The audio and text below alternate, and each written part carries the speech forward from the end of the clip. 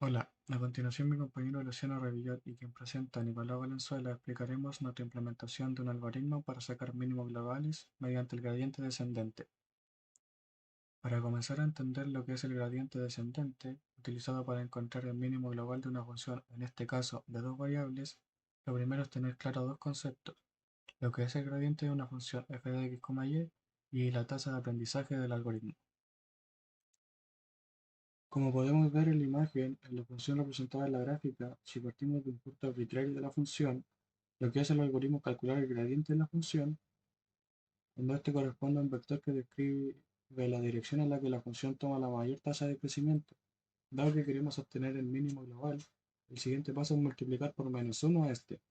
Con esto tendríamos un vector que describe en qué dirección disminuyen más por cada paso que avancemos en la función.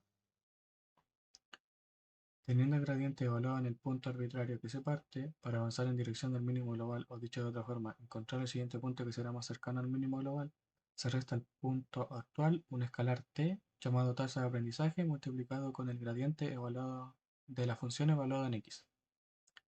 Esto significa que el siguiente punto más cercano será igual al punto anterior restándole el gradiente evaluado en el punto anterior multiplicado por la tasa de aprendizaje. Del anterior, se entiende que el algoritmo de gradiente descendente es un algoritmo iterativo que encuentra puntos cada vez más cercanos al mínimo global. A continuación, una demostración de cómo influye la tasa de crecimiento en el algoritmo. Como se puede apreciar en la siguiente animación, con un valor de la tasa de aprendizaje de 0.01, el algoritmo se mueve de manera lenta, pero consigue llegar sin problemas al mínimo global de la superficie. Por otro lado, si este valor se vuelve aún más pequeño, el algoritmo tarda demasiado en llegar al punto mínimo, lo cual no es precisamente eficiente.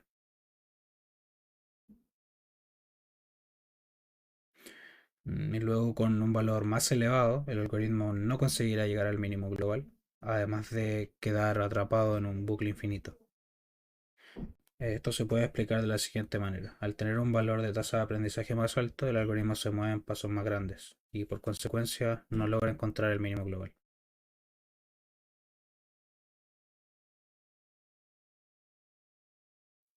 A continuación, la implementación del algoritmo en Python. Para desarrollar este algoritmo se utilizó la librería SIMPy, esto principalmente para funciones de cálculo diferencial. Se definen dos variables simbólicas x1 y x2, las cuales trabajan a nivel simbólico y serán utilizadas en la representación de la función bivariante f de x. Se instancia un vector x, el cual representa un punto coordenado desde el que parte el algoritmo. Este punto es completamente arbitrario. Se asigna la tasa de aprendizaje t del algoritmo y también se asigna n, el cual mientras más cercano sea a 0, mientras más tienda a 0, el mínimo global se calculará de forma más exacta. Luego, la definición de la función f de x, la cual corresponde a x1 al cuadrado más x2 menos 11, todo eso al cuadrado, más x1 más x2 al cuadrado menos 7, y también todo eso al cuadrado. Se crea una función llamada graph, la cual recibe una función simbólica de SIMPy y un par coordenado de puntos y retorna un vector. Este vector corresponderá al gradiente correspondiente a esa función. Luego se crea una función llamada norm, el cual retornará un número flotante que corresponderá a la norma del vector pasado por parámetros. Por último, se crea un ciclo while, el cual se ejecuta siempre y cuando mientras la norma del gradiente al cuadrado sea mayor a n. Esto representa que el algoritmo se detiene cuando la varianza en la derivada es menor a n. Dentro del ciclo se actualiza el punto x, esto asignándolo a x menos t por el gradiente x, donde t es la tasa de aprendizaje y gradiente x es el gradiente evaluado en el punto x. Esto, por supuesto, para ambos puntos x1 y x2.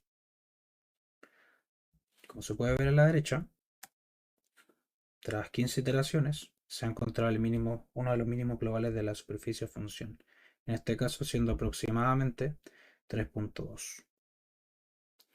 Además, como comprobación para verificar la eficacia de nuestro algoritmo, hemos comprobado con Wolfram Alpha, con la misma función, resultando que uno de sus mínimos globales es 3.2.